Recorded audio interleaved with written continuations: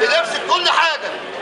احنا مش بلطجيه، سمعنا كلام الاخوه هناكل عيالنا بقى ازاي؟ عشان ما يقولوش علينا بلطجيه. احنا هنا دخلنا اصلا بصعوبه، عشان ناكل عيالنا. عايز بقى الشعب عايز السيد المشاشين يشوف بقى حلنا بقى. احنا كده سمعنا كلامنا ولا قاومنا ولا فتحنا بقنا. يلا امشي قلنا له حاضر.